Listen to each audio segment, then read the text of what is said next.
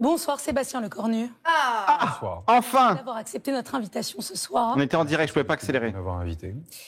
Votre parole est très attendue, vous le savez. Ah oui. Sortir du bureau du On attend. président de la République. Vous lui avez rendu les conclusions de votre mission flash. Vous allez nous dire ce qui va se passer avec des Français qui sont déboussolés. Parfois, On est déboussolés, on est affligés, dégoûtés. Et qui ont du mal à comprendre ce qui s'est passé ces 72 dernières Du coup, la malle, pas la malle. heures, depuis la nomination de votre gouvernement, puis votre démission surprise, puis cette mission flash donc de 48 heures que vous a donnée le président de la République. On va tenter de poser toutes les questions ce soir, mais d'abord je voulais savoir qui se présente devant nous ce soir. Est-ce l'ex-premier ministre? Comment ça le va futur Premier ministre? Un médiateur? Qui? Le Premier ministre qui a démissionné, qui a remis la démission du gouvernement lundi matin. Donc j'expédie les affaires courantes. Parce qu'il n'y a pas que la vie politique, la vie réelle, les reportages viennent de le montrer, il y a la vie de l'État. D'autant plus que je suis ministre des Armées démissionnaire et donc j'expédie aussi les affaires courantes sur le ministère des Armées. Et il est vrai que depuis 48 heures, le président de la République m'a fait revenir lundi après-midi, considérant que les 3 semaines que j'avais passées dans le secret, parfois, ou plus ou moins publiquement avec les différents partenaires politiques, la tête de sociaux, Macron. syndicaux, patronaux, au fond, j'avais ce réseau qui me permettait en 48 heures d'essayer de mener d'ultimes discussions ou négociations, parce que moi je mesure bien évidemment ce que les Françaises et les Français peuvent penser de la situation. C'est un peuple politique, néanmoins ils attendent que la classe politique s'entende pour le pays. Et vous sentez qu'ils sont affligés par ce spectacle? Vous les entendez? Je crois qu'il faut être sourd et aveugle pour On est tous affligés, oui. Le peuple français, qui une fois de plus est un grand peuple politique, a voté il y a 1 an. Quoi qu'on pense de la décision du président de la République de dissoudre, redonner la parole au peuple français, c'est un acte démocratique. Et l'Assemblée, elle ressemble aux tensions du pays, aux divisions du pays, aux sensibilités du pays. Si j'étais même un peu provocant, je dirais que cette Assemblée ressemble davantage au pays que les précédentes. Et donc ça impose la classe politique à changer de manière de travailler, mais j'imagine qu'on va développer. Est-ce que vous serez encore à Matignon lundi? Moi, j'ai présenté ma démission lundi matin. On pourra peut-être aussi y revenir. Je pense donc démontrer que je ne cours pas après le job dans la mesure où j'ai démissionné. J'ai accepté 48 heures dans des conditions qui ne sont pas que faciles. J'ai un côté moins de soldat, donc j'ai accepté évidemment la mission que le président m'a demandé. Ce soir, je considère que ma mission est terminée. Quand aurons-nous un nouveau Premier ministre, Sébastien Lecornu? Ce soir, c'est toute fini. Toute petite la mission, toute petite. Je pense que Finito la mission. La réponse dépend déjà de ce qu'on peut constater de ce qui se passe à l'Assemblée nationale et de ce que j'ai dit au président de la République ce soir en faisant le rapport de cette mission, pour commencer. Alors, vous nous direz donc à la fin de l'entretien si on aura ou non un Premier ministre. Je vais tout de suite vous le dire, parce qu'il n'y a pas de fausse suspense. Ce qu'il faut bien comprendre, c'est qu'au fond, on a une Assemblée qui est évidemment fragmentée, avec des possibilités de compromis. Au fond, ce soir, ce que je peux dire, après mes consultations, c'est qu'il y a une majorité absolue à l'Assemblée nationale qui refuse la dissolution. Une nouvelle dissolution. Et pas que parce qu'il y aurait la peur de retourner aux urnes. Si, c'est que pour ça. Peut-être vrai chez certains, mais c'est surtout parce que beaucoup de personnalités politiques, connaissant leur terrain, leur circonscription, voient bien au fond qu'une dissolution amènerait au même résultat et à une fuite en avant vers un blocage qui pourrait être davantage définitif. Et de cette majorité absolue qui refuse la dissolution, au fond, on a après plusieurs sous-blocs. On a une majorité très relative de plusieurs formations politiques qui, au fond, sont prêts à s'accorder sur un budget commun, des formations politiques de l'opposition, notamment de gauche, qui, au fond, veulent aussi cette stabilité, veulent un budget pour la France et pour la sécurité sociale avant la fin de l'année. Mais ils mettent des conditions. Et ce que je peux donc vous dire, c'est que je sens qu'un chemin est possible encore. Il est difficile. Et j'ai dit au président de la République que les perspectives de dissolution s'éloignaient et que je pense que la situation permet pour le président de nommer un Premier ministre dans les 48 prochaines heures. J'avais raison. C'est une information et on va y revenir. J'avais raison. Parce que vous avez accepté de nous répondre ce soir. Revenir sur ce qui s'est passé ces 3 derniers jours et ce qui s'est passé la journée de dimanche, la soirée de dimanche. Vous aviez annoncé, quand vous avez pris Matignon, quand vous avez été nommé à Matignon, une grande rupture sur le fond et sur la forme. Vous nous aviez dit ça. Qu'est-ce qu'on a entendu dimanche soir? On a entendu le secrétaire général de l'Élysée annoncer des ministres, les mêmes que ceux d'avant, avec l'arrivée de Bruno Le Maire. C'était ça, la grande rupture de Sébastien Lecornu? Alors c'est sûr que si on le résume comme cela, évidemment, le match est plié. La réalité, c'est que pendant 3 semaines, j'ai aussi dit plusieurs choses. Déjà qu'il n'y aurait pas de débauchage. Bonne question de Léa Glucksmann. Et vous avez vu ce qu'a dit le premier secrétaire du Parti Socialiste, le premier secrétaire du Parti Communiste Français, pareil pour les responsables d'Europe Écologie Les Verts. Ok, je les connais. On est dans un moment où personne ne veut de compromission. Personne ne veut quelque chose qui ne soit pas clair. Et donc, il y a quand même une majorité qui peut gouverner, très relative, on pourra y revenir, avec un socle commun et des oppositions. Et au fond, pas de débauchage, c'est donc aussi un gouvernement qui représentait ce socle. Mais je vais vous dire, parce que, ayant démissionné... Pourquoi vous avez démissionné? À cause de Bruno Retailleau?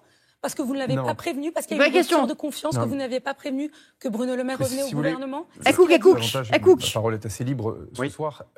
C'est pas un problème de Bruno Retailleau à titre personnel. C'est un ministre de l'Intérieur qui a servi son pays courageusement depuis un an, qui a beaucoup de convictions. Et puis d'ailleurs, il ne faut pas réinventer l'histoire. Les Républicains ne se sont jamais dit qu'ils devenaient macronistes. Ils sont venus épauler d'autres formations politiques pour se faire. Alors qu'est-ce qui s'est passé? Vous avez dit oui, puis il vous a dit non? Sous-estimé. Vous savez, je suis un militant. J'ai été maire, président de département, sénateur. J'ai commencé très jeune en collant des affiches. Les partis politiques participent à la vie démocratique. La réalité, c'est que nos partis politiques, en ce moment, quels qu'ils soient, me semble-t-il, manquent un tout petit peu de vie. Et on le voit bien, et moi je peux le dire au bout de 3 semaines, c'est que dans le secret des conversations, les responsables politiques veulent avancer, mais parfois les bases militantes poussent aux lignes les plus dures. Et ça, c'est pas vrai que toutes les formations... Il a dit c'est votre faute, le chat. Auxquelles parfois j'appartiens. Et c'est ça qui rend les choses beaucoup plus difficiles pour les compromis. Et vous, puis après, les choses, je l'ai dit, se sont enrayées sur la composition du gouvernement. En gros, attendez, je traduis ce qu'il a dit. Il a dit, en vrai, les Verts et le PS, ils ont grave envie de venir au gouvernement. Ils sont prêts à faire une politique néolibérale de merde. Mais putain, les militants, ils ont pas trop envie, du coup, ils sont pas chauds, les gars. Ils sont pas chauds de trahir parce que les militants leur en voudraient qu'ils trahissent toutes leurs idées. Les insoumis, là. Les sales insoumis de merde, là, qui sont en mode, oui, il faut pas qu'il y ait de génocide. Non, mais je pense que c'est même pas les insoumis. C'est vraiment les vrais militants de terrain européens. Non, mais je pense même pas c'est les militants de terrain, écolo, etc. Tu vois, ils savent bien, les dirigeants de ces partis-là, ils savent bien que s'ils font des moves envers Macron, ils tuent leur base. Tu vois ce que je veux dire? Ils envoient leur base à la France Insoumise. Attends. Et du coup, ils sont obligés. En fait, en gros, non, mais juste pour te dire ce que dit le PS. Oui. Ta théorie, c'est qu'il y a des militants PS et écolo? Écolo, il y en a. PS, c'est fini, mais écolo, il y en a. Il y en a encore. Sacrée théorie, voilà, pour l'instant, j'ai du mal à y croire. Vous êtes dans une bulle, les modems. Vous êtes dans une bulle sur Twitch, là, vous avez 500 viewers sur Twitch, vous pensez que ça y est, tout le monde pense comme vous. Hein, c'est ça. Non, en vrai, il y en a des bobos qui sont en mode « Oh, la France Insoumise, ça me fait peur parce que Mélenchon, il crie, et le nucléaire, et je sais pas quoi. » Non, peut-être pas sur le nucléaire, eux, mais en tout cas, qui sont des soutiens, voilà, des Verts et qui trouvent que Marine Tondelier, elle fait pas le travail, tu vois, qui n'arrive pas à se faire qui n'arrive plus à se faire abuser par Marine Tondelier en fait, et qui sont en mode flemme, tu vois, donc voilà quoi. Maintenant, c'était une référence. Là, ce que j'ai dit avant par rapport aux 500 vues à tous, c'est une référence à la vidéo de Padu qu'on a regardé avant. C'est pour ça, si j'ai bien compris ton propos, il reste des militants verts, mais plus pour longtemps. C'est ça. Et Marine Tondelier, elle se sait ils vont devenir sur la sellette. Elle sait que les derniers militants qu'ils ont, ils accepteraient pas, tu vois, qu'elle rentre au gouvernement Macron pour ne rien faire et trahir toutes ses idées. Ils savent qu'ils se suicident politiquement s'ils font ça. Ils le savent, tu vois. Et donc, en gros, ce qu'ils disent à Le Cornu, c'est donne-nous un petit quelque chose qu'on puisse ramener à nos militants en mode regardez, c'est pas rien, on a obtenu une suspension pour 1 an de la réforme des retraites, genre littéralement rien quoi, hein. Genre un truc qui va, enfin c'est absurde quoi. Donc effectivement, je pense que c'est ça un peu l'enjeu quoi. Et il dit le problème c'est que la base militante de ces partis-là, eh ben elle est encore trop radicale, tu vois, parce qu'effectivement elle voudrait pas la suspension, elle voudrait le retrait de la réforme des retraites, elle voudrait pas un moratoire, elle voudrait l'annulation. Et effectivement je la comprends, la base militante. Quoi. Oui. Et puis même, elle voudrait une alliance avec LFI, elle veut le programme LFI. Mais c'est pour ça que moi je dis en mode, il en reste. En fait, qu'il n'y a rien de radical. 94% des travailleurs étaient contre la réforme des retraites. Donc dans toutes les bases militantes du RN, de LR, de n'importe quel parti que tu veux, il y a des gens qui sont contre. Peut-être chez les macronistes, c'est là où il y en a le moins. Mais tu regardes les sondages, la plupart des gens sont contre la réforme des retraites. Donc s'ils acceptent, tu vois, implicitement la réforme des retraites, ils sont finito. Les militants qui veulent les trucs de gauche, là. Je pense. Ouais. Et puis, en fait, moi, c'est ce truc de, il accuse les bases militantes. Il accuse le peuple, au final. Il dit qu'il veut faire des trucs pour le peuple, mais il nous accuse, nous. Ouais, c'est ça. Et ils disent, ils ont peur du peuple, en fait. Ils ont peur de trahir parce que le peuple derrière, quoi. Mais ouais, écoutons la suite. Quelques appétits partisans, c'est assez classique. Ça veut dire quoi, en fait? Parce qu'on a du mal à comprendre. Alors c'est ça. Qu'est-ce que vous avez raté? J'ai forcément raté plusieurs choses, mais si j'ai un regret sur la composition du gouvernement, c'est que j'ai désormais l'intime conviction que l'équipe qui devra prendre les responsabilités dans les temps à venir, quelle qu'elle soit, quel que soit le choix du président de la République, devra être une équipe qui est complètement déconnectée des ambitions présidentielles pour 2027. Car au fond, la situation est déjà suffisamment difficile. Il faut qu'on ait au fond une équipe qui décide de se retrousser les manches et de régler les problèmes du pays jusqu'à l'élection présidentielle. Et c'est bien légitime, des équipes pour un beau débat démocratique qui se prépare à l'élection présidentielle de 2027. Et au fond, je l'ai senti dans la composition du gouvernement, qui manquait sans doute d'originalité, je plaide coupable, mais derrière, l'éléphant qui est dans la pièce, et c'est normal, c'est l'élection présidentielle. Et je pense que, quel que soit le choix du chef de l'État dans les jours à venir, parmi ce que je lui ai dit ce soir dans le secret de nos conversations et du bureau, je me suis permis de lui faire ce retour d'expérience. Est-ce que ça pourrait être, dans les 48 heures, un Premier ministre de gauche? Ça appartient. Vous pourriez le soutenir? Ça appartient au chef de l'État. C'est à lui de mener les ultimes aussi consultations et un beau discours qui est le discours de Bayeux que le général de Gaulle a prononcé. Ou au fond... attendez, il se décharge sur Macron, là. Non, mais attendez. Avant de citer de Gaulle. On remarque quand même... Vous pourriez le soutenir? On remarque quand même l'avis catastrophique du « on va faire un gouvernement pas politique ». Ça sera des gens et de droite et de gauche et des gens de la société civile qui vont faire genre c'est du bon sens. Comme l'a dit de Gaulle. Oui, mais cette rhétorique de on va prendre des gens pas vraiment, qui sont un peu de partout, qui ont des avis, qui sont intéressants, c'est juste le fait de dire c'est du bon sens vu que c'est le peuple. Le peuple a toujours raison. Et donc ces gens-là auront raison dans leur avis. On va prendre des gens de gauche comme Éric Nolot. C'est ce bon sens-là, quoi. Ça appartient au chef de l'État, c'est à lui de mener les ultimes aussi consultations et un beau discours qui est le discours de Bayeux que le général de Gaulle a prononcé, où au fond, le président de la République, il nomme, on dit qu'il veut, avec quand même la sensibilité que le discours de Bayeux, le général de Gaulle donne, donc au fond, en fonction des rapports de force. Il est clair, au terme de mes consultations, au bout de 48 heures, vous avez toujours 210 députés, voire même un peu plus, qui veulent une plateforme de stabilité. Alors certains ont appelé ça socle commun dans le passé, je pense que c'est peut-être du passé. Mais le socle commun n'existe plus ce soir. Non, mais en revanche, il y a toujours une plateforme de stabilité avec des députés, j'imagine aussi en lien avec les sénateurs, qui veulent au fond plus ou moins la même chose pour le budget et certainement des conditions à débattre sur la dépense publique, la fiscalité. Mais au fond, vous avez globalement quelque chose qui peut toujours converger par là et qui constitue, si on... On est d'accord sur tout au niveau du budget, sauf la dépense et la fiscalité, c'est-à-dire les deux mamelles du budget, quoi. Donc on est prêt à faire des compromis, sauf si ça s'agit de politique. Voilà, c'est ça. Si c'était un truc politique, c'est non. Il ne faut pas politiser le débat. Hein. Arrêtez de politiser dans le compromis, ce débat. En fait. Ouais, c'est ça. Vous arrêtez. On peut faire des compromis sur la couleur, peut-être, du rapport. Est-ce que ça sera un dossier bleu, un dossier rose, éventuellement? Voilà, ça peut se faire. Le discours de Bayeux, au fond, l'endroit dans lequel le président de la République peut nommer, puis après, vous avez la gauche, qui revendique, comme vous le savez, aussi Matignon. Et ça appartient au seul chef de l'État, moi je suis Premier ministre démissionnaire, mais de regarder dans ses ultimes consultations ce qui peut être fait. Olivier Faure a dit en sortant de votre bureau tout à l'heure, moi je veux un gouvernement de gauche, c'est ce qu'il dit, en tout cas lui, sans macroniste. Comment vous l'avez reçu? Non mais les gens de droite veulent un gouvernement de droite, les gens de gauche veulent un gouvernement de gauche. Je pense que les choses au moins sont pas claires. C'est ce que vous dites. Non, c'est pas ça. C'est que merci ni bulle ni savon. Morcelé, donc de toute façon tout le monde devra bien faire un petit bouger et un bout de chemin pour s'entendre. C'est ce que les Français nous demandent. Après, Olivier Faure a dit quelque chose d'important et auquel moi j'ai eu cette discussion avec lui dès notre première rencontre avec le président Caner et le président Vallaud, qui sont les deux présidents des deux groupes socialistes à l'Assemblée nationale et au Sénat. Je leur ai dit, on n'est pas en Allemagne. On ne va pas réussir à faire une coalition à l'allemande. Il faudrait partir pratiquement 3 mois en province. On n'est pas Hitler sur quelque chose de compliqué.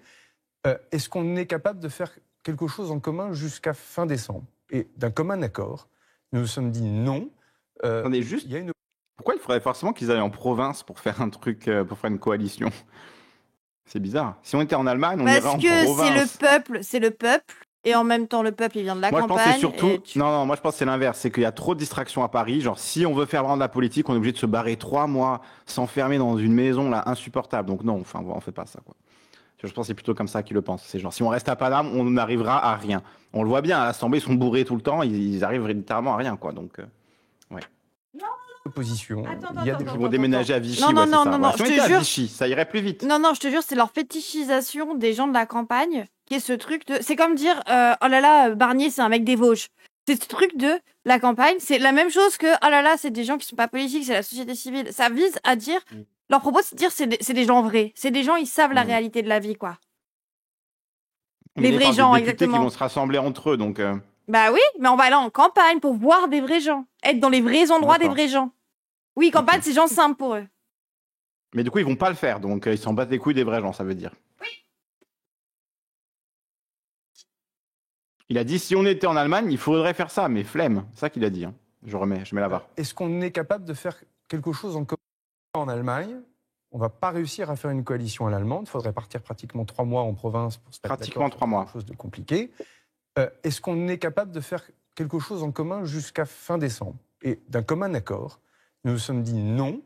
Il y a une opposition, il y a des gens qui veulent gouverner, dans les deux sens d'ailleurs, et donc il faut que ça se fasse dans la clarté. Et au fond, c'est ça qui nous manque, c'est le dernier mètre, mais vous entendez bien que je suis plutôt optimiste, c'est la capacité tout simplement à bâtir des compromis dans l'hémicycle. Et pardon, mais on est vite passé, et les reportages ne l'ont pas resitué. Vendredi dernier, j'avais fait quelque chose de pas banal, y compris pour un gaulliste, qui est de dire le gouvernement n'utilisera pas le 49 alinéa 3 de la Constitution, tout simplement pour... Ah oui, un gaulliste qui refuse d'utiliser quelque chose dans la Constitution écrite par De Gaulle. Et ce qui est vrai, en vrai. Ils n'ont pas utilisé le 49.3 pendant les 14 heures. Ouais, c'est vrai. Il a tenu ses promesses. Enfin un qui tient ses promesses, bravo. Il a pas menti, moi je suis désolée. Il a pas menti. Estière, le Premier ministre. Incroyable. C'est vrai. Ah bah oui, assurer les parlementaires qu'ils pourront jouer leur rôle jusqu'au bout des débats et donc prendre aussi toutes les responsabilités qui s'imposent. Ça pourrait être un Premier ministre technique. Un Premier ministre le président qui n'est pas politique. Est-ce que c'est ça la solution, puisque vous dites chacun veut... Ça peut en être une. C'est le président qui nomme, une fois de plus. Respectons la Constitution, parce que je pense qu'on est bien avisé de la respecter. Alors, sur les préoccupations des Français, la question qui cristallise tout, vous l'avez compris, vous l'avez entendu évidemment, c'est la réforme des retraites. Quelle vision, excusez-moi, quelle vision? Comment on fait un Premier ministre pas politique, s'il vous plaît? Il faudrait que ce soit un objet. Ah mais... inanimé. Ouais, mais t'es sûr que cet objet sera pas politique? Une guitare ou un ventilateur? Non, il nous faut un Premier ministre. Comment Oui, mais il faudra pas qu'il fasse ce truc politique. Même ta chaise longue, elle aura pas le droit. Laisse-moi réfléchir. C'est pas politique pour moi, cette histoire, mais bref. Je pense que, il faudra un Premier ministre apolitique, quoi. Bah oui, il a dit ça, on veut un Premier ministre pas politique. C'était la question de la Salamé, ça voudrait dire un Premier ministre pas politique? Qui ne ferait pas de politique. Un caillou. Mais ça fait la politique. Non, un monsieur qui n'applique pas de politique. C'est le but d'un Premier ministre, de ne pas appliquer de politique. Que nos politiques dans mon Premier ministre. On pourrait inventer un personnage de fiction qui pourrait devenir Premier ministre. Ou alors on met Léa Salamé. Parce qu'elle, Léa Salamé, c'est pas ce qu'elle veut, c'est pas de la politique, c'est un moment. Donc moi je pense qu'il faudrait mettre Léa Salamé. On met Léa Salamé Premier ministre, mais on met Glucksmann présentateur du 20h alors. Non, ça c'est politique. Trop politique. Mais justement. Oui, mais moi je fais pas de politique, Kali. Je sais pas pourquoi tu me proposes des trucs politiques là. Ok. Bon, est-ce qu'on peut écouter la suite de cette interview sans aucune politique? Évidemment, il y a zéro aspect politique à tout ça. Bien évidemment. Arrêtez de politiser qui va être Premier ministre en fait. C'est insupportable. C'est insupportable. La réforme des retraites. Je pense que c'est de fait un des dossiers les plus bloquants, les plus difficiles, y compris dans les réunions. Ils ont littéralement fait un micro-trottoir où ils disaient aux gens, c'est quoi votre avis sur la réforme des retraites? Et après, ils sont en mode, regardez, on l'a entendu, les gens, ils ont parlé que de la réforme des retraites. Alors qu'en réalité, tu demandes aux Français dans la rue, tu demandes à 100 Français dans la rue, Français et Françaises, genre, c'est quoi vos priorités politiques? Je suis même pas sûr qu'il y en ait un qui te dise la réforme des retraites. Soyons sérieux, soyons réels. C'est genre, les gens, ils ont... Dans l'immédiat, ils se sont pas concernés forcément par les retraites. Peut-être aura les gens qui sont à 57 ans, tu vois, qui sont en mode c'est vrai que s'il y avait 4 ans de moins, je le verrais passer, tu vois. 80%, ils vont te parler de leur pouvoir d'achat. Même ceux à 50 ans, genre c'est vraiment en mode où ils te parlent du pouvoir d'achat, ils te parlent de leurs enfants. Ou 20% qui sont matrixés et qui te parlent d'immigration. Ouais, voilà, c'est sûr. Mais le truc, c'est que même si les gens parlent des retraites, ils vont pas te parler de la réforme en mode ça coûte trop cher à la France, il faut faire une réforme qui va blabla. Ils sont en mode je gagne pas assez, tu vois. C'est ça qu'ils vont dire. Donc ça revient à la question du pouvoir d'achat et pas à la question de la réforme des retraites en elle-même. Et au pire, c'est leur deuxième préoccupation, c'est ce truc de la retraite quand même. Mais d'abord, ils vont quand même te dire je veux manger ou je veux que mon gosse y mange. C'est ça. Donc il y a une forme de gaslight en mode la question centrale, c'est la réforme des retraites. C'est important. Moi, je suis pour l'abrogation de la réforme des retraites. C'est une évidence. Voilà, il faut l'abroger. revenir à la retraite sur 60 ans, c'est une évidence. Mais il faut aussi le capital politique pour le faire, ça. Donc, c'est ça tout l'enjeu, quoi. Il va mettre le PDG de Uber, oui. Privé ou les réunions publiques dans les négociations que j'ai pu avoir. Et au fond, je pense qu'on a plusieurs problèmes à régler sur le dossier des retraites. Bon, déjà, il y a celles et ceux qui demandent la suspension, il y a celles et ceux qui sont opposés, il y a celles et ceux qui demandent la suspension. Genre, quel Français demande la suspension? Genre, il y a ceux qui veulent la garder, qui sont en mode, bon, bah, ça fait mal au cul, mais vas-y, c'est fait. On la garde. Et il y a ceux qui veulent l'enlever et changer l'âge, en fait. Oui, personne mais n'est pour la suspension à part Olivier Faure. Mais oui, mais en fait, c'est eux qui présentent la chose. C'est eux qui disent la suspension. Et en fait, ça marche vraiment comme gaslight, parce que tout à l'heure, il y a ma mère qui est passée dans le chat et qui a dit, on espère qu'avec le gel, même s'il est temporaire, nous, on arrive à sauter. Tu vois, parce que mon père, moi, il serait concerné. Ils sont la génération clé. Moi, ils sont pile, tu vois. C'est 64, 67, les années de naissance de mes darons. Donc là. Voilà, ils sont concernés directement, tu vois. Ma mère pense que suspension, c'est un gel. Alors que non, c'est ça, un gel temporaire, non, c'est pas un gel, la suspension. C'est, pour l'instant, on n'en parle plus. Parce que pour l'instant, les personnes qui sont concernées par cette réforme, elles sont encore en train de travailler. Et moi, ma daronne, elle est dans les premiers à parler, à avoir une... 600 millions. Genre, ils disent la suspension, elle va coûter 600 millions en 2026. Parce qu'il va y avoir des votes et ça va prendre du temps. En fait, ce qui gèle, c'est le fait que, pour l'instant, on n'est pas sûr qu'on l'applique. On le revote en 2026. Et si, au final, on vote pour en 2026, ben, rien n'aura changé par rapport à maintenant. Parce que moi, ma mère, là, elle est dans les premiers âges à être concernée par la retraite et elle part dans 4-5 ans. Ça lui fait à 64. Alors que s'il n'y avait pas eu la réforme de retraite, elle partira à 62. Et que si tu la gèles, elle partira quand même à 64 parce que dans tous les cas, ça sera voté en 2027. Et elle est dans les premiers. Donc ils vont jeter 600 millions dans le néant, quoi. Bah oui, parce que ça va faire des votes et tout. C'est pas appliqué. Non, du coup, c'est pas appliqué. Mais parce qu'actuellement, les gens ne partent déjà pas à 64 ans, les gens. Mais ça coûte pas 600 millions de faire des votes. Il y a forcément des gens mais il y a dont les trimestres les gens, vont être... tu vois actuellement, les gens qui partent à la retraite aujourd'hui n'ont pas 64 ans. Ils n'ont pas été concernés par la réforme. C'est-à-dire qu'elle n'est pas encore appliquée, la réforme? Moi, il me semble qu'elle est appliquée depuis septembre 2023. Non, pour l'instant, il y a encore les 40 annuités. Et les 40 annuités, ok. Ça n'a pas changé. Fixation, ça revient à 63, ok. Suspension, âge légal 63. Mais toujours les mêmes annuités, donc ouais. Ils sont opposés uniquement en disant attention au financement. Et c'est je remets un peu en arrière. Les plus difficiles. Oui, à l'APK, c'est légal de mois en mois, c'est vrai. Privées ou les réunions publiques dans les négociations que j'ai pu avoir. Et au fond, je pense qu'on a plusieurs problèmes à régler sur le dossier des retraites. Bon, déjà, il y a celles et ceux qui demandent la suspension, il y a celles et ceux qui sont opposés, il y a celles et ceux qui sont opposés uniquement en disant attention au financement. Et c'est vrai, parce que derrière, on joue aussi, on a parlé des taux d'intérêt tout à l'heure, on joue ce qu'on appelle la signature de la France, c'est-à-dire la capacité à emprunter sur les marchés. C'est certain que si on augmente brutalement la dépense sans dire comment on fait la recette en face, taxe Zuckman. Évidemment une situation de tension. Mais voilà.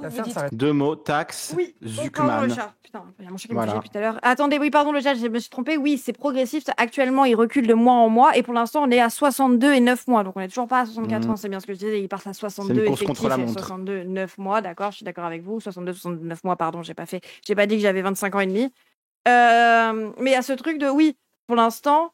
En fait, s'ils gèlent jusqu'à 2026, parce qu'ils disent, du coup, on va suspendre jusqu'à 2026, ça veut dire qu'ils vont le revoter jusqu'à 2026, et qu'au pire, jusqu'à 2026, donc dans 4 mois, ça va rester à 62 et 9 mois, au lieu d'aller à 62 et 12 mois, 63 du coup.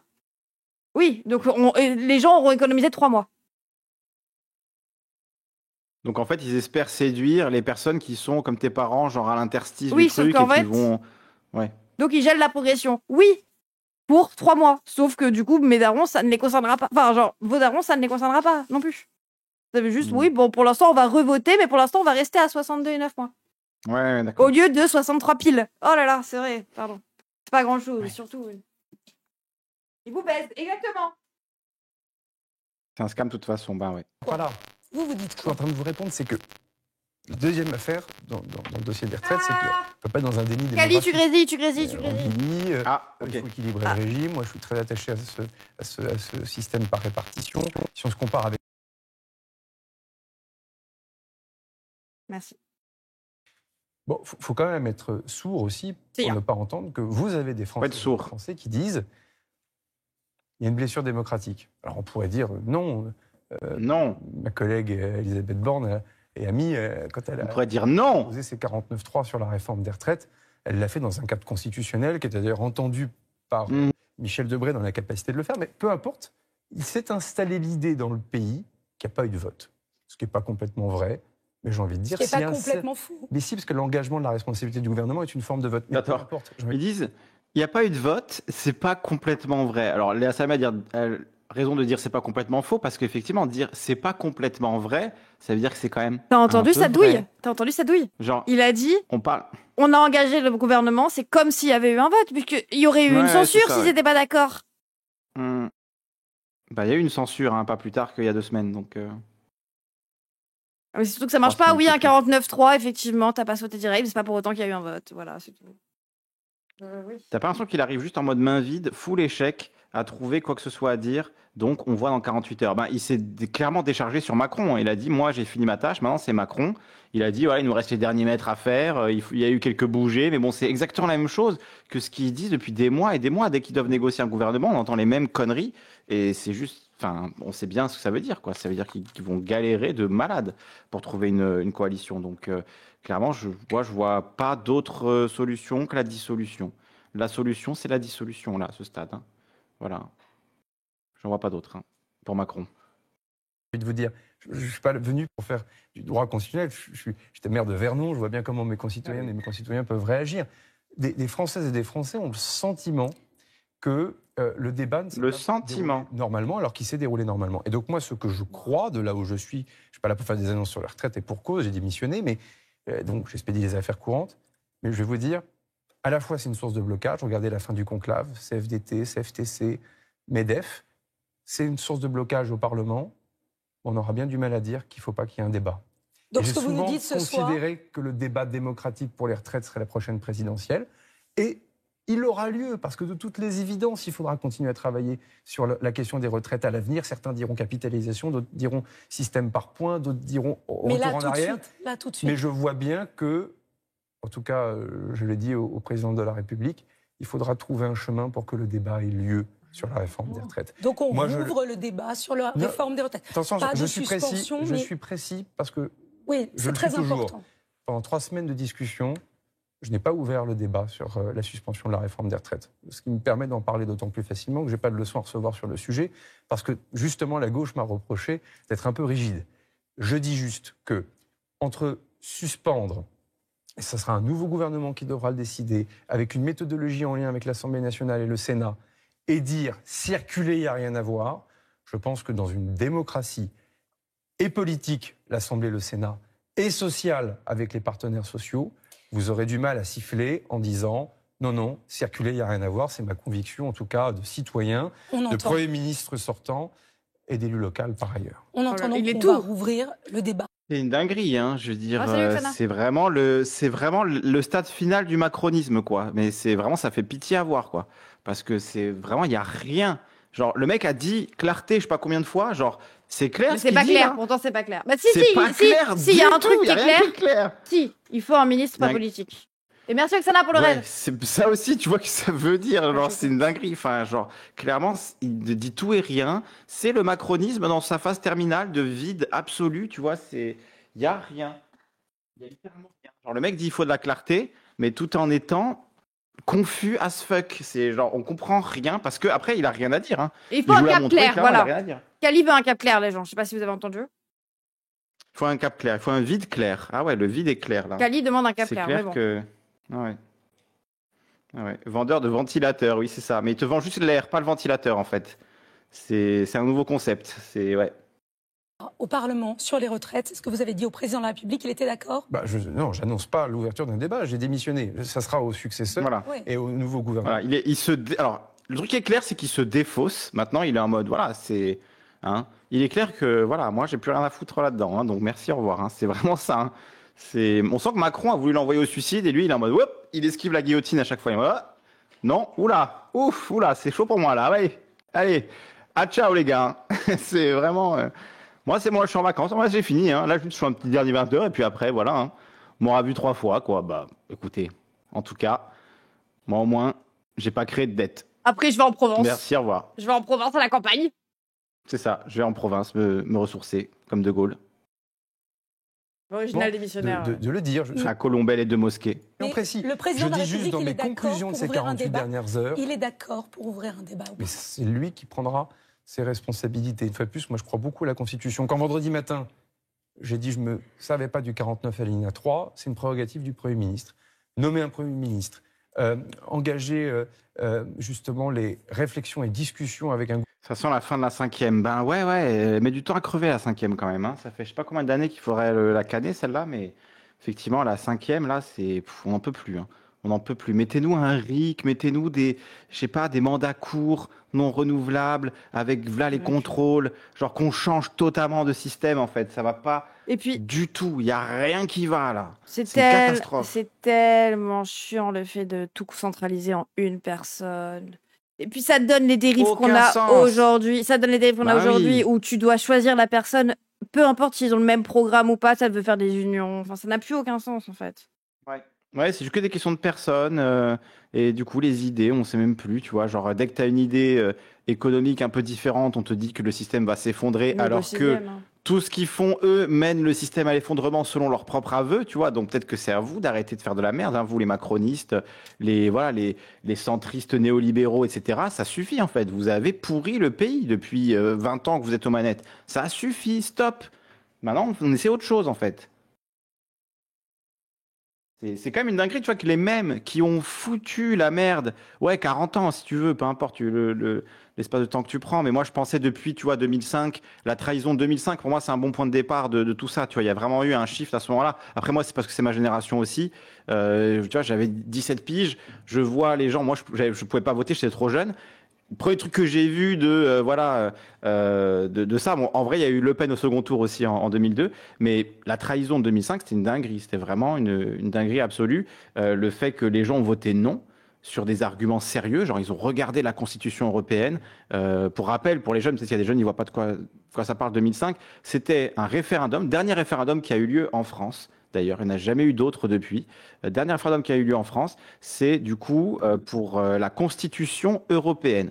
Et en France, les gens ont voté non, tout comme aux Pays-Bas et en Irlande. Les gens ont voté contre cette Constitution européenne parce que, en fait, c'est une constitution qui incluait le néolibéralisme, le néolibéralisme le plus fou, contre la concurrence, tout ça, dans la Constitution. Donc plein de gens ont vu ça et étaient en mode non, ça n'a pas sa place dans une Constitution, un modèle économique en fait. Et ça, c'est un truc qui doit se débattre en démocratie. Mais eux, ils étaient en mode non, c'est le modèle économique ultime et maintenant ce sera ça jusqu'à la fin des temps. Sauf qu'on le voit bien, c'est une énorme douille. Aujourd'hui, tous les pays sont surendettés, ça n'a aucun sens. Donc il faut arrêter en fait avec ce néolibéralisme de l'Union européenne, n'a plus de sens. Mais on nous a forcé la main. Alors, juste pour finir, en 2005, les gens ont voté non. Aux Pays-Bas, en France, en Irlande, et ils ont fait 2 ans plus tard le traité de Lisbonne, validé par Sarkozy, qui était exactement la même chose, mais sous un autre nom, pour nous mettre la douille à laquelle on avait dit non. Parce qu'il fallait qu'on dise oui, en fait. Il n'y avait pas d'autres options, quoi. Désolé, voilà. Oui, non, t'inquiète. Mais en fait, oui, genre, tu disais, je sais pas si pour les plus jeunes, etc. Moi, j'avais 5 ans en 2005, donc voilà. Mais il y a ce truc de... Si t'es politisé, tu en as conscience... Tu sais que c'est arrivé, moi je sais que c'est arrivé, j'ai vu des reportages, je trouve ça super fou à regarder. Mais en fait, même quand on l'a appris, quand on regarde tout ça, nous on a une vision du truc on se rend pas compte de la trahison que c'est, parce que pour nous c'est déjà arrivé. C'est arrivé en 2005, j'avais 5 ans, donc pour moi la politique ça a toujours été ça s'est basé là-dessus, ça se basait sur le fait qu'ils respectaient pas les votes, etc. Et genre, il n'y a jamais eu de... C'est comme les gens sont choqués du RN au second tour, alors pour moi, c'est normal, parce que 2017, j'ai 17 ans, 2022, j'ai 22 ans. Et genre, pour moi, Marine Le Pen a toujours été au second tour, enfin, voilà. Ouais, complètement, oui. Et c'est ce truc de... pour nous, on sait que c'est arrivé. Donc, on part du principe, quand on imagine le vote de 2005, on sait qu'il va être trahi même, tu vois. Donc, j'ai du mal à m'imaginer, est-ce que c'était vraiment une trahison? Genre, on s'y attendait pas et tout? Ou juste, genre, vous sentiez la douille arriver, ou je sais pas. Les gens votaient non au référendum avec effectivement le principe que, vu que 3 peuples européens avaient dit non, ils allaient modifier les choses, tu vois. Donc effectivement, ils l'ont pas fait d'ailleurs. Ils n'ont pas fait la Constitution telle qu'elle était prévue.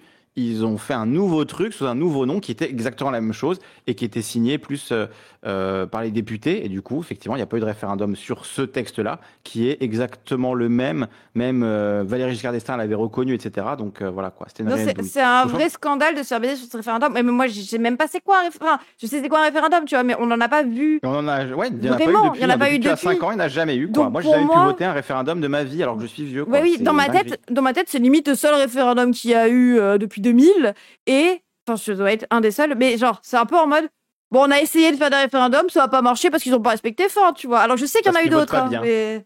C'est pour ça que c'est scandaleux. Oui, bien sûr. Enfin, celui qu'il y a eu avant, c'était pour passer du septennat, donc des mandats de 7 ans de président au quinquennat, mandat de 5 ans. Ça, c'est fin des années 90, si je dis pas de bêtises. Peut-être 2000, je sais pas, un truc comme ça. Et après, voilà, 2005, et il n'y en a jamais eu d'autres, quoi. Il n'y en a jamais eu d'autres. Ils caressent parfois l'idée, ils en parlent et tout, mais au final, on n'en voit jamais la couleur, quoi. Le RIC, il faudrait qu'il y ait le RIC, un vrai RIC, oui, effectivement, ce serait pas mal, oui.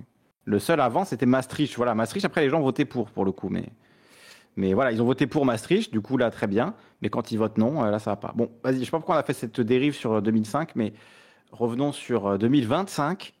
C'était il y a 20 ans, donc revenons dans le présent, avec Sébastien Lecornu, qui est habillé, étrangement, malgré son nom. Merci, Djoubo. Le gouvernement que lui seul peut nommer sur la proposition d'un nouveau Premier ministre, c'est sa responsabilité. Respectons l'institution présidentielle, si je puis me permettre. Sébastien Lecornu, ça va coûter combien à la France si on suspend la réforme Borne? Ça dépend ce qu'on suspend, ça dépend combien de temps on suspend. Donc là aussi, c'est un peu le problème, c'est que... Ça dépend combien de gens on paye pour 14 heures. Avec un grand bavardage politique et médiatique. Je trouve que c'est absurde de le voir comme ça, parce que genre, combien ça va coûter de le suspendre? Donc on va être en mode, on va faire un chèque pour suspendre la réforme des retraites. Ce qu'il faut faire, c'est pas suspendre la réforme des retraites, c'est en faire une autre, en fait. Une autre qui est beaucoup plus juste, où les milliardaires contribuent leur juste part, etc., etc. Et c'est pas juste dire, bon, on suspend, et en attendant, ça coûte. Donc attention, hein. Attention les gens, ça coûte. Bah oui, c'est sûr que si vous faites pas votre putain de travail de proposer une réforme qui, à la fois, est équilibrée, n'écrase pas la vie des Français, et en même temps permet de régler le problème financier, c'est ça le but de la manœuvre en fait. C'est pas de dire bon bah voilà, notre magnifique retraite qui en réalité, c'est ça le pire, c'est que la réforme des retraites qu'ils ont fait, elle a même pas réglé le problème financier des retraites. Je veux dire, la caisse de retraite a toujours un problème sur le long terme, etc. Même si en réalité, il y a des cotisations et tout. Donc, voilà. Dans tous les cas, ça va se remettre tout seul, qu'on le veuille maintenant ou qu'on le fasse après, tu vois. Donc c'est en mode, dans tous les cas, on a toujours le même problème. Et dans tous les cas, au bout d'un moment, ça se résorbe le problème. Voilà. C'est ça. Mais eux, ils le présentent comme on a fait une super réforme qui, au fond, ne change rien. Et si on la suspend, ça va coûter 600 millions parce qu'on fera rien d'autre. Parce qu'on va juste laisser le truc pourrir. Vous voulez pas notre réforme? Eh ben, on laisse le truc pourrir et ça va vous coûter 600 millions par an. C'est ça leur logique, tu vois. C'est vraiment un truc vous voulez pas de la réforme? Eh ben, puni. Voilà, vous êtes puni maintenant. Tu vois, c'est vraiment ça. C'est de la folie. Ils sont vraiment, mais malades. Ça me rend fou, en fait. Ça me rend fou. C'est nous ou le chaos, voilà. C'est nous ou pas de retraite. Tout se règle dans un bandeau et un tweet. En fait, globalement, pas moins de 3 milliards d'euros en rendement, comme on peut dire. 3 milliards! Mais en clair, pas moins de 3 milliards d'euros en fonction du périmètre de ce qui peut être suspendu en 2027. Donc c'est quand même une somme qui est considérable. C'est pratiquement 0,1% de notre PIB, si on est un peu précis. Mais on a les... c'est considérable que présenté comme ça. Il a vraiment choisi le meilleur comparateur pour nous faire prendre conscience de l'amplitude du truc. C'est presque 0,1% du PIB. Ah ouais, c'est énorme, quoi. C'est littéralement rien. Genre, tu me dis presque 0,1% du PIB, mais va te faire foutre. D'où c'est énorme. Quel chien, celui-là. Genre, dis-moi 22%, mens-moi, mais c'est pas possible.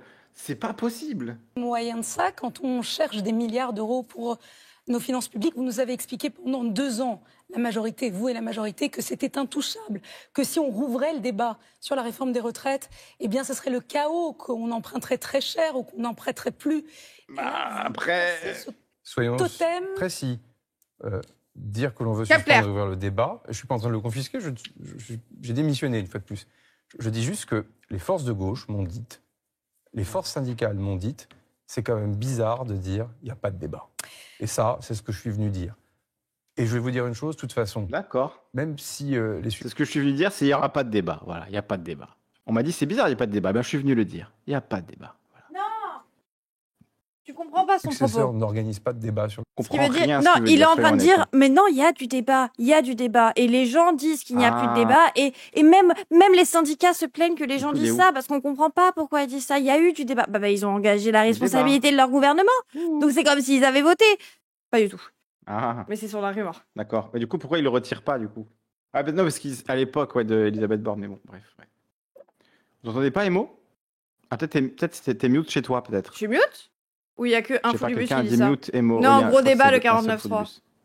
Le sujet, ce débat, il s'invitera à l'élection présidentielle.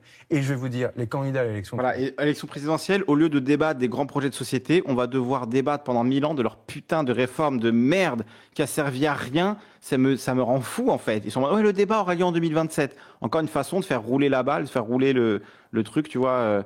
C'est juste ignoble. Je le dis d'autant plus que je ne le suis pas. Eh bien, il va falloir qu'ils disent des choses précises aux Françaises et aux Français sur ce sujet, parce que de toutes les évidences, il y a une attente. La France aura-t-elle un budget l'an prochain? C'est l'objet de mes consultations pendant 48 heures. Et j'ai dit à chacune des forces politiques que je voyais 2 urgences, 3, un budget pour l'État, un budget pour la sécurité sociale, et pardonnez-moi, et pour moi, à titre personnel, ce n'est pas anecdotique, les textes sur la Nouvelle-Calédonie, puisqu'à 18 000 km d'ici, nous avons une situation institutionnelle qui ne peut pas attendre. Et ça, c'est ce que j'ai dit à chacune des formations politiques que j'ai reçues pendant 48 heures. Et toutes m'ont dit qu'on ne pouvait pas prendre le risque d'avoir, enfin toutes celles qui sont venues me voir, pour être précis, donc Or et les filles et Rassemblement National, pardonnez-moi, toutes m'ont dit qu'il fallait de ne pas avoir de budget au 31 décembre parce que les conséquences pour la France et les Français, mais ça a été dit tout à l'heure dans les reportages, seraient absolument dramatiques. Donc il y a un projet de budget qui va être déposé. On entend que lundi, c'est la date limite pour protéger. Rappelle qu'on nous a fait le même sketch il y a un an. Hein. C'est exactement la même chose. Et pourtant, ils n'ont pas eu de budget pendant des mois. Bon, est-ce que ça a été si catastrophique? Genre non, au final. Bon. Et puis même, du coup, vu que LFI et le RN ne sont pas venus, mais c'est pas grave, les autres sont revenus. Donc c'est bon, il y a une solution. Ou alors, c'est que ça servait vraiment à rien de venir et à la fille, ils ont bien fait, c'est ça? Bizarre. Ouais. Ils font très bien de ne pas y aller, ça c'est sûr. Hein. De mon point de vue, ils font extrêmement bien le freeze frame perfect avec la calvitie et Salamé qui parle, qui vit son moment. Pour avoir un budget l'an prochain. Oui, oui. Et en même temps, une fois plus, ne donnons pas l'impression, comme certains l'ont fait dans le débat politique, que ça y est, c'est fini, c'est la copie définitive. Je ne peux pas le vendredi avoir posé le 49.3 par terre et faire comme si le texte de démarrage était le texte définitif. Est-ce qu'il y aura un projet de budget qui sera déposé lundi? J'ai veillé, il ne sera pas parfait par définition. J'avais été nommé il n'y a pas très longtemps. C'est le seul moment d'indulgence que je demande aussi. Donc ce n'est pas un budget qui sera parfait. C'est un budget dans lequel même il y a beaucoup à débattre parce que c'est un budget qui avait été plutôt imaginé aussi pour que le débat ait lieu. Une copie à 4,7% du déficit avec des mesures d'économie qui sont courageuses. D'autres qui peuvent avoir un impact social à débattre, et moi-même d'ailleurs j'avais mis cette question sur la table, mais ça veut dire aussi qu'il faut que les débats démarrent. Et c'est ce que j'ai dit depuis 48 heures aux formations politiques. Les parlementaires ne peuvent pas dire « Ah bah non, il n'y a plus de 49.3, mais on va censurer préalablement le gouvernement quel qu'il soit, et on ne va pas faire notre boulot de député. » Parce que j'ai été élu sénateur, j'aime le Parlement. Quand on est parlementaire, on discute de la loi, on l'amende, on la vote, on la rejette, mais c'est compliqué de la refuser a priori. Encore 2 questions sur le budget. Je vous écoute. Vous dites avec une économie, un déficit de 4,7%. Ce matin, je vous ai entendu devant Matignon, vous parliez de 5%. Vous êtes revenu au 4,7% de François Bayrou? Là aussi, comme d'habitude, soyons rigoureux. Ce matin, j'ai rendu compte de ce que les formations politiques de l'ancien socle commun, de cette plateforme de stabilité, avaient travaillé. On a une bonne réunion de travail avec la présidente de l'Assemblée, Yael Braun-Pivet, le président du Sénat, Gérard Larcher, hier matin, qui est de dire il n'y a pas de schéma. Enfin, me semble-t-il, pour la crédibilité de la France, pour les taux d'intérêt, ça a été dit, il n'y a pas de schéma dans lequel on n'est pas à moins de 5%.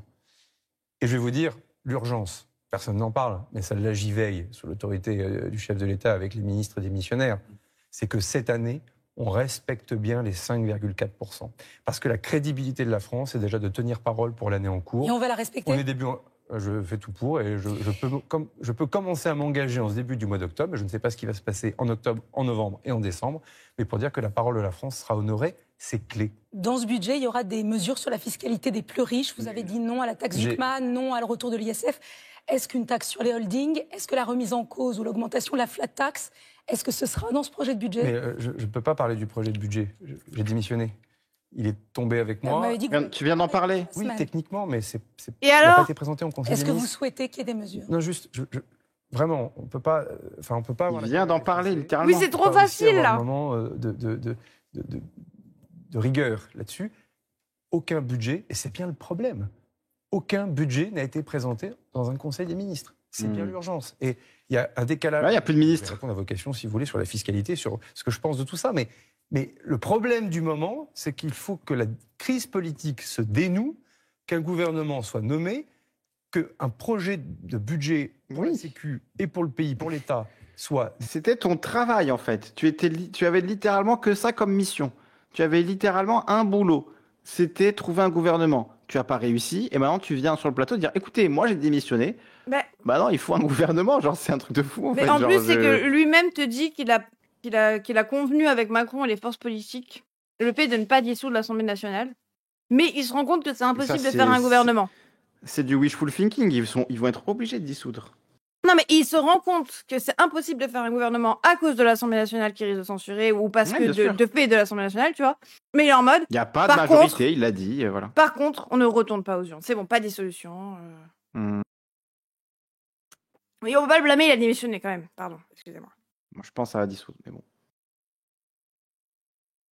Débattu, adopté par le Conseil des ministres, et ensuite que les travaux ouvrent à l'Assemblée nationale. Après, est-ce que la question de la justice fiscale, comme il est dit, ou au fond, si on est encore plus précis et rigoureux, pourquoi les 0,01% de nos compatriotes les plus riches du pays, pourquoi quand on est sur une courbe, sur nos prélèvements obligatoires, sur les impôts, pourquoi on a un tassement qui donne cette impression, je mets des guillemets parce que c'est pas qu'une impression, c'est assez vrai, à certains égards. C'est assez vrai. La fiscalité n'est pas inégalement répartie. C'est toute la question de l'optimisation fiscale, des holdings en mauvais français, de comment, au fond, certains outils sont utilisés. Et ça, vous le voyez. Il a dit, attendez, on a l'impression qu'il n'est pas qu'une impression, que... Attends, il a dit ça comment? Il a dit ça que la fiscalité est mal répartie, un truc comme ça.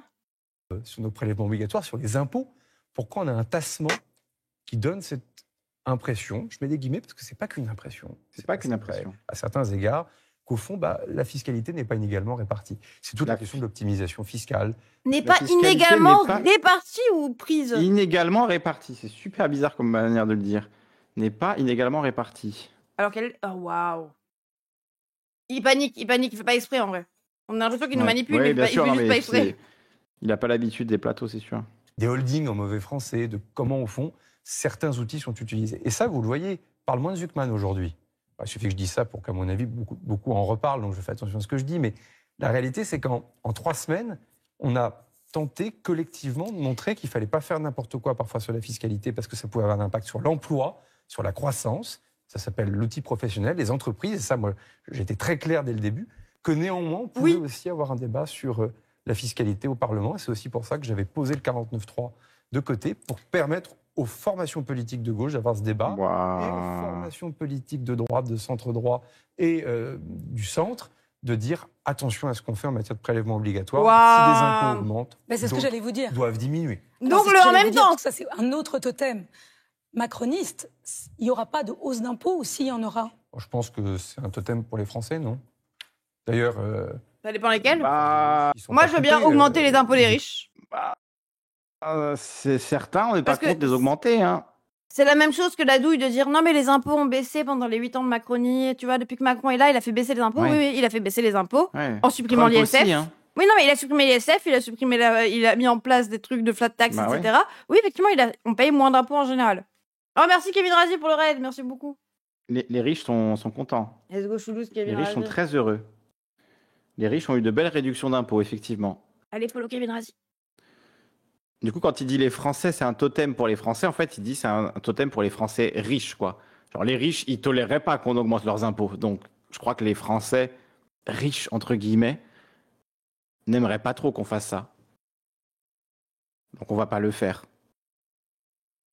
On va pas le faire parce que sinon, les Français riches ne seraient pas contents. Les pauvres gentils riches. De pauvres riches.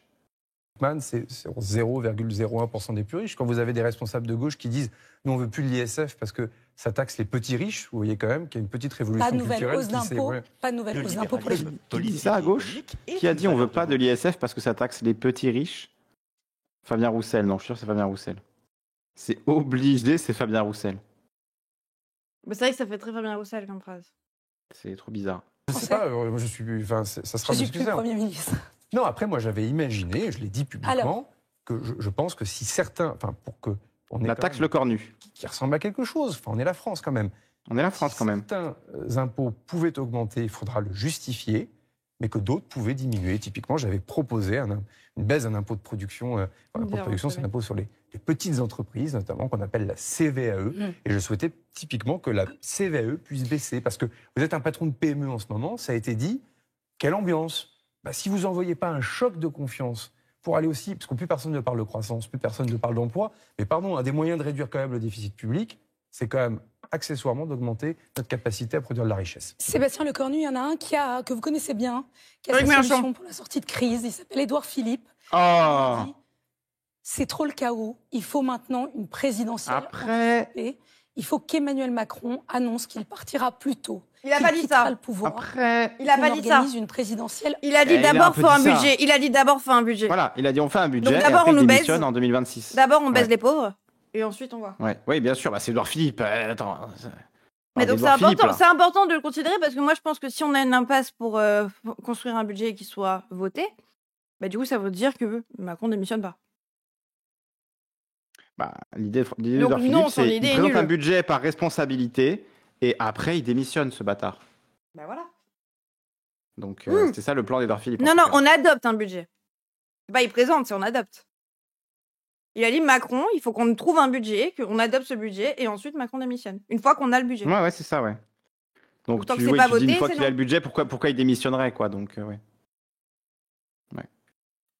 Après, Macron va pas démissionner de toute manière, que ce soit Édouard Philippe qui le dise, que ce soit n'importe qui le dise, il va pas démissionner.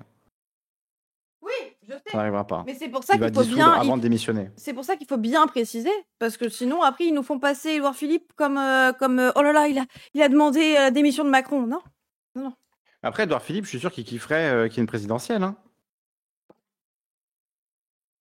Je dis pas le contraire, mais il appelle pas non plus à la dissolution parce qu'il reste dans cette logique de oh là là, il faut que. Il dit avoir de l'affection pour Macron. Voilà.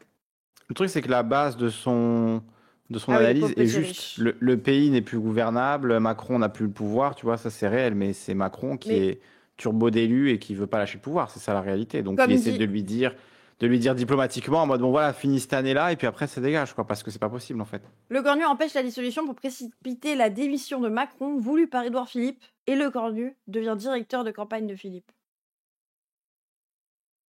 Non. J'aime bien la théorie, mais non. Ouais, j'aime bien la théorie aussi. Ça fait un peu Baron Noir. En vrai, c'est possible. Non, en vrai, c'est possible. Parce que c'est vrai que Le Cornu, il lâche vraiment fort Macron, je trouve. Ça, je trouve que c'est le seul truc qu'on peut retenir un peu, c'est qu'il envoie vraiment Macron en mode maintenant, c'est à Macron. Hein. Il est si proche de Philippe. J'en sais rien. Ça, je sais pas si c'est une théorie du chat ou quoi, mais bref. Vas-y, on regarde la fin, là.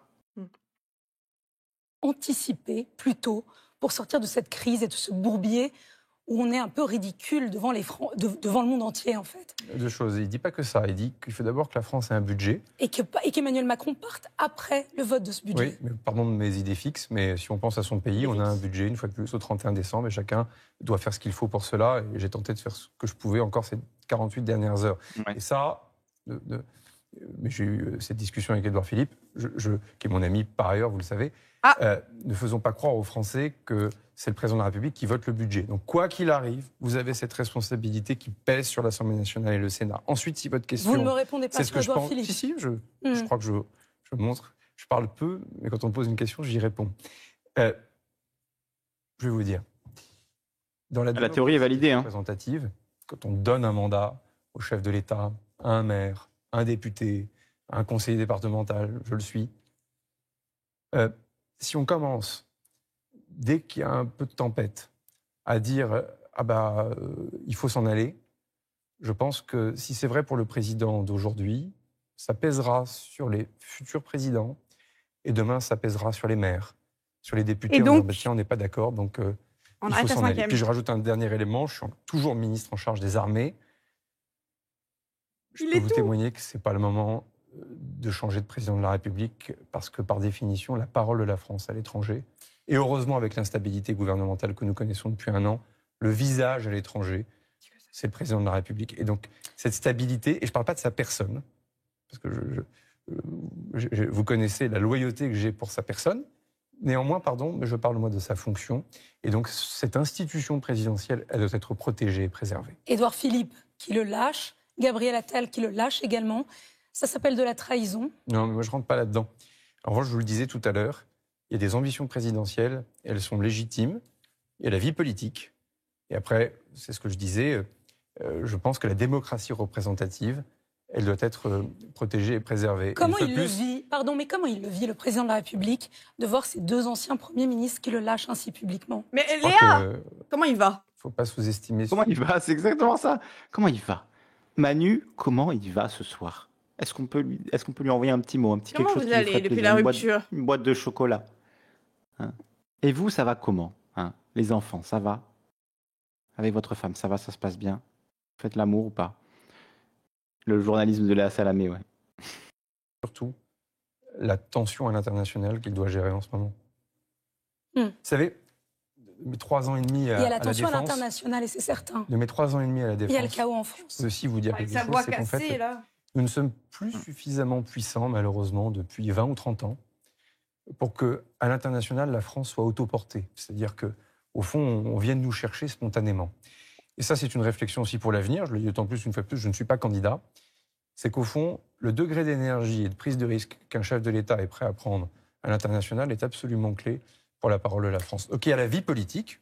Le président de la République, il a été élu 2 fois. D'autres veulent devenir président de la République, c'est bien légitime. Mais une fois de plus, c'est la vie politique. Quand Emmanuel Macron va-t-il parler? Il est silencieux, là, depuis 5 jours. Mais il s'adressera aux Français en temps utile, mais il s'adressera aux Français, naturellement. Est-ce qu'il va bien? Ouais, c'est fou quand même à quel point ils sont en mode no politique here. Pas de politique. T'as vu, ici. en vrai, Hein? vu Ne comment laissons il pas a... la politique se mêler de la politique, c'est insupportable. Vu comment il a démissionné vite, ça aurait été cool qu'il soit président. Ah, s'il fait président pendant le 40 heures, cornu, c'est sûr il que, reste 2 jours. Il serait déjà parti à la première manif. c'est ça spécial, c'est démissionner et dire après, ouais, bah, il fallait faire ça. Bah, moi, j'ai démissionné. Alors, moi, je suis plus responsable, j'ai démissionné. Bonne stratégie. Speedrunner des fonctions officielles. En tout cas, Premier ministre, il a le world record. Hein. En France, en tout cas, il n'y a jamais eu si rapide. Hein. Premier ministre français, c'est le record. Je pense, hein, je ne vois pas d'autre. Hein. Si, même de la 4e. Il a battu la 4e, donc oui. Eh ben. Ce week-end No glitch et ni %, bon. On est à 2 doigts du glitch quand même, hein, avec Macron. On est à 2 doigts de l'exploit quand même, hein, avec Macron. Ce que fait Macron quand même, nommer des premiers ministres random qui n'ont pas de soutien. Pour moi, à l'Assemblée, c'est quand même bizarre, quoi. Pour moi, il a fait il a toutes ses promesses. Il a fait une rupture. Il a fait moi, tout ce qui a été promis a été dû. Ouais. Il n'est pas promis de se battre pour les Français aussi? Bah là, il se bat. Il débat avec tout le monde et tout. Il passe chez Léa Salamé. Ouais. Je suis son premier ministre démissionnaire, je ne suis pas son chef de cabinet. Il vous l'a pas dit tout à l'heure, quand est-ce qu'il allait s'exprimer? Ça lui appartient, mais il le fera comme il l'a toujours fait à chaque moment. Donc on aura un Premier ministre dans les 48 heures, on aura un gouvernement aussi bientôt. 48 heures, donc vendredi. Êtes-vous? Est-ce que vous avez dit il y a quelques jours, je ne suis plus candidat, et s'il vous appelle et qu'il vous dit il faut y aller, est-ce que vous y allez? J'ai démissionné parce que... Il faut y retourner. Tu y retournes maintenant. Qu'est-ce que vous dites? Non mais j'ai démissionné là, Léa. J'ai démissionné. Là, j'ai déjà pris mon billet pour Ibiza, en fait. C'est ça que tu comprends pas. Moi, vendredi, je suis dans l'avion. Voilà, c'est... Mais s'il vous appelle et qu'il vous demande comment ça va. Si vous appelle, que vous êtes en grosse montée de coke et qu'il vous appelle et qu'il vous dit, écoute, Sébastien, c'est toi. Sébastien, c'est personne d'autre, c'est toi. C'est toi, reviens à Paris. Et fais-nous ça. Qu'est-ce que vous dites? Eh ben, je lui dis, non, Manu, là, je suis en vacances, tu me laisses tranquille. Tu te démerdes. T'as foutu le bordel, tu te démerdes. Voilà ce que je lui dis. Sébastien, reviens. Comment te retrouver, Sébastien Lecornu? T'étais le meilleur d'entre tous. Tu reviens jamais du tout. Le nombre de conditions n'était plus rempli. Pas retourner, enfin je ne peux pas dire que je cours après le job. Bon, donc pas retourner dans quelque chose dans lequel les conditions n'auraient pas changé. Toute la conversation qu'on vient d'avoir. Voilà. Moi, je vous l'ai dit, je suis un moine soldat. Ce soir, ma mission est terminée. C'est un moine soldat, le gars. Votre mission est terminée ce soir. Est-ce qu'elle est réussie? Ma garde se termine ce soir. Elle a fait seppuku en live.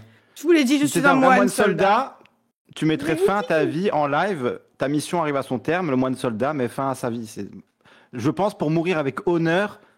Voilà, au minimum. C'est le geste à faire au minimum pour garder un peu d'honneur. Parce que là. Pas très laïque. C'est pas une question de laïcité, c'est une question d'honneur. En France, on aime la laïcité. C'est une question de garder la face. Pour garder la face, un suicide en public, ça reste. Voilà, ça. Moi, je le respecterai en tout cas s'il choisit cette voie-là. Après, il n'est pas obligé, hein, mais. Ce serait un choix honorable, voilà, selon mes valeurs. Oui, bon. Pas complètement, de toutes les évidences. Une fois de plus, en tout cas, j'ai appris ça au contact de nos militaires. J'ai tout essayé. Merci infiniment d'avoir été avec nous ce soir. On attendait votre parole. Un peu déçu parce qu'il n'a pas demandé si ça allait. Merci infiniment d'avoir été ministre ce soir. Avant de se quitter, est-ce que ça va? Ouais. Bon, on ne sait pas trop ce que vous êtes au final. Vous êtes une espèce de... Ministre démissionnaire. Premier ministre démissionnaire, mais aussi ministre des armées démissionnaires. Ça, je ne comprends pas. Mais... C'est ça. Ouais, c'est ça. T'es ministre de tout, le gars. Et quand on lui pose une question, il dit « Oh là, moi, j'ai démissionné. Hein. C'est pas moi qui gère, là. C'est à Macron de voir. » Voyez avec Macron si vous avez des questions, des choses. Parce que moi, j'ai démissionné. Un moine soldat. Qu'est-ce que vous faites là, alors, Sébastien Lecornu? Je suis un moine soldat. Voilà ce que je fais là. Démissionnaire. Un ministre soldat. Un moine soldat démissionnaire. Soldat, oui. Ouais, ben écoute... Heureusement qu'il est là. Hein. Ouais. Non. Heureusement qu'il est plus là, du coup. Mais ouais, du coup, Premier ministre PS. Hein. Et pas de dissolution, moi, j'en suis sûre. Toi, tu paries, ok. Je parie Premier ministre. Ils ont décidé quoi? C'était pas clair du tout. C'était pas clair du tout, mais il y a un peu de théorie, quoi. Moi, je reste quand même sur la dissolution. Je crois pas qu'ils vont réussir à faire un gouvernement. Après, je suis peut-être d'élu. En vrai, voilà. Moi, je reste sur ma take. Ça va finir par dissoudre. Peut-être pas dès dimanche. Moi, j'étais sur dimanche, mais peut-être pas dès dimanche. Peut-être que ce sera plus tard. Mais ça va dissoudre. Merci, Rohirrim. Du coup, il faut retenir quoi? On ne sait pas trop. Mais pour moi, ils ne dissoudent pas. Il n'y aura pas de dissolution parce qu'il faut rester stable. Et gouvernement avec mi-PS, mi-macroniste. Attendez, on nous dit un moine soldat? C'est ma take. Ou des missionnaires? Waouh, elle est deep, celle-là. Gamberge. Montée au cerveau, celle-là. Elle est gamberge. Grosse gamberge sur la blague, là.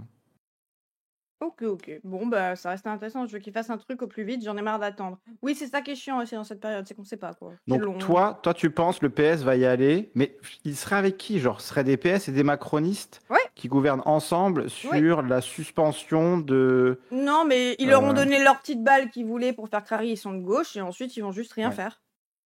Ça va être la même complication que tous les autres. C'est impossible. Moi, je pense la même chose que je pensais l'année dernière, c'est que faire ça, c'est un suicide politique. Oui. Et qu'au final, peut-être certains sont prêts à le faire. J'imagine très bien qu'un Jérôme Guez, que tu vois un Olivier Faure. Même un Olivier Faure, exactement. Olivier Faure, ils sont capables, tu vois. Je peux voir Aurore Lalucq et Raphaël Glucksmann rentrer dans un truc comme ça, tu vois, clairement, même s'ils sont pas députés. Mais Delga, Valo. Tout à fait. Ouais. Donc, il y en a quand même, il y a du public pour ça. Mais ils sont finito s'ils font ça. Donc moi, je suis très content. Hein. S'il y a un gouvernement PS, personnellement, ça me réjouit parce que, en fait, ils actent leur trahison. Ils actent qu'effectivement, ils sont pas de gauche. C'est des centristes. Et voilà, on peut passer à autre chose. Tu vois, on peut arrêter de faire semblant qu'on va s'unir avec eux et que c'est l'avenir, c'est Glucksmann plus Mélenchon. Ça n'a pas de sens, en fait. C'est pas le même projet. Voilà. Il y a un projet de gauche et il y a projet libéral, néolibéral, de droite. Un robot créé par la CIA. Non, moi je le dis, libéral, c'est pas assez fort. C'est un robot créé par la CIA pour ne pas qu'il y ait la gauche. Voilà, il faut le voir comme ça, Glucksmann. C'est ça la métaphore qui parle le mieux de ce qu'il incarne. C'est l'incarnation de Palantir dans le monde politique français et qui se place à gauche parce qu'ils sentent bien que l'alternative, elle va venir de là, que le RN, ils sont bien rangés, ils sont bien gentils, ils sont bien soumis au système, à tout ce que vous voulez. Voilà, économiquement, ils vont rien faire. Le Medef, ils sucent le Medef, donc ils sont donc le RN, ils sont rangés, c'est bon. On peut passer au RN. Dissolution, comme le premier coup qui avait été tenté pour mettre le RN Premier ministre. Vu que c'était apparemment ça que voulait faire Macron. Il en a même pas besoin. Il peut. Après, le besoin, moi, je le vois pas, mais à la base, c'est ce qu'il voulait faire. Donc, moi, je trouve ça débile. Il pourrait direct mettre Bardella. Il pourrait le faire aujourd'hui, mais après, Bardella ne veut pas y aller parce qu'il n'a pas la majorité ni relative ni absolue. Donc, les 4 PS veulent bien, mais les militants font chier, donc je sens venir la dissolution. Non, moi je pense qu'il veut dire les militants, les bases radicales, genre les militants, nanana, et genre c'est de la posture, mais en vrai, dans leurs idées, ils veulent pas, donc ils viendront avec nous. On verra. Le plan CIA-Palantir nécessite l'atomisation de Macron. Et après, peut-être je me trompe, hein, je veux dire, là je spécule totalement. Voilà, on spécule, on donne. Voilà. Toi, tu pensais que Macron allait activer l'article là qui le rend roi du monde, il a toujours pas fait. Après, il a parlé de l'armée, il a parlé de l'armée et tout. Il a dit en tant qu'ancien ministre des armées.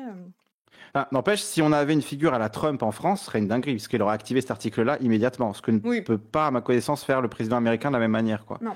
Mais on voit bien comment là, il écrase toutes les règles et tous les trucs et tout. Donc, ouais, ça vient. L'article 16 est impossible. Non, vous ne connaissez pas l'article 16 pour dire ça. Tout ça pour dire que peut-être que je me trompe, mais moi, je vois la dissolution dans les semaines à venir. Voilà. On verra après. Exactement. Stop les constitutionnalistes 12. En vrai, il peut, mais c'est complexe. C'est-à-dire, il peut se représenter en 2027 ? Non, il peut faire l'article 16. Activer l'article 16, ouais. Bon, là, les conditions, je sais pas si elles sont vraiment réunies. Après, il y a la Russie, il y a les trucs. Il suffirait de faire un faux drone en mode c'est les Russes qui nous attaquent. Urgence sanitaire, tu vois. Il met 1 mois avant d'être censuré par les chambres.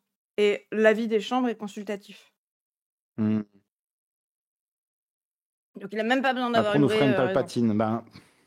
En vrai, ça c'était ta théorie, Emo, depuis longtemps, mais c'est pas... Comment dire ? Elle est pas à exclure, mais pour l'instant, on n'est clairement pas là, quoi. Oui. J'y crois pas la dissolution, parce que si il perd à nouveau un Premier ministre qui se fait censurer, il pourra plus dissoudre et sera obligé de démissionner. Donc il mettra n'importe quoi pour rester. Ouais, mais en fait, là, les choix sont limités maintenant. Genre, c'est... Exactement. Parce que le PS, ils peuvent pas y aller pour rien non plus. Ils sont obligés d'avoir quelque chose à montrer en échange. Je veux dire, on y allait, mais regardez, on a fait reculer sur ci, on a fait reculer sur ça. Et Macron ne recule jamais. Il ne recule jamais. Ben oui, c'est pour ça que moi je crois en l'article 16. Comme... Ouais. Mais sur quel prétexte ? Il en a... En fait, genre, je t'explique. Avec l'article 16, il en a en soi même pas besoin de le justifier par un prétexte. Oui, il va le faire. Oui. Mais attends, mais laisse-moi finir une phrase. Obligé. Ouais, bien sûr, bien sûr. Il n'est en soi pas obligé. Constitutionnellement, oui, il n'a pas le choix, etc. Ouais. Il est aussi obligé de nommer quelqu'un du parti qui arrive en tête aux législatives. Tose, c'est Macron. C'est sûr. Mais, donc moi, il n'a pas le choix déjà sur Macron, je n'y crois pas. Non, mais là, il est obligé parce que juste il dit j'ai déclaré l'article 16, merci, au revoir, genre sans aucun discours, sans aucun truc, tu vois, c'est. Oui. Du coup, il estime que la stabilité du pays est remise en cause par le fait qu'on n'arrive pas à voter de budget, et que ça va être horrible et nanani, qu'on va avoir un shutdown à l'américaine, nanana. Il fait un article 16 pour passer son budget. Et dans tous les cas, quand il fait un article 16, ce qui se passe, c'est que les chambres et les personnes qui peuvent le censurer en disant que c'est pas constitutionnel, elles ont 1 mois pour se réunir, parler, etc. Et à la fin, ils le regardent et ils font « Excusez-moi, monsieur, ça ne marche pas. » Et il peut dire « Ok, m'en bat les couilles. C'est votre avis. » Ouais. Après... Il n'y a pas de shutdown en France. Je sais, c'est pas pour autant qu'ils ne disent pas ça comme argument. Après, je pense que tu fous trop le bordel, tu vois. Genre, en fait, tout le monde les teste déjà et tu leur donnes 100 000 raisons de plus de te haïr, quoi. Macron. Après, je suis pas sûre, hein, mais là, bon. Ouais, je pense que c'est quand même un move, c'est vraiment ton ultime... oui, il est vachement vague, l'article 16. Quoi, donc, ouais. L'article 16, ça fait peur sur le papier, c'est sûr. Hein. L'article 16 ne marche pas pour des embrouilles politiciennes. L'article 16 est vachement flou. Il peut. Comme toute la Constitution, malheureusement. Vu qu'ils l'ont écrite avec le cul. Moi, on laisserait faire. Il a la police. Hein. L'article 16, c'est quand les institutions ne peuvent plus marcher. Le fait que tu n'as pas de majorité, c'est le fonctionnement normal des institutions. Ouais, ça, on est d'accord. Oui. Après, il peut nous embrouiller en mode, regardez, on n'arrive pas à voter de budget, du coup, ça va avoir des conséquences sur les finances de la France, machin. Si jamais il le fait, on t'invitera à lui envoyer ça par message et regarder sa réponse. S'il te dit, je m'en bats les couilles, frère, ou s'il te dit autre chose. Je suis d'accord, mais on parle de Macron, les gens. Moi, personnellement, j'y crois pas sans un événement type soit un attentat sous faux drapeau, c'est-à-dire un truc conçu de A à Z, mais ça me paraît quand même, bon, voilà, c'est vraiment tirer des plans sur la comète, mais d'inventer un événement pour justifier de déclencher l'article 16 ou d'instrumentaliser un événement réel, tu vois. Typiquement, une incursion russe, tu vois, pourrait être, qu'elle soit fake ou qu'elle soit réelle, pourrait être instrumentalisée pour dire le pays est menacé, les institutions sont menacées, on a été attaqué par les Russes, on peut plus faire d'élections, je sais pas quoi, tu vois.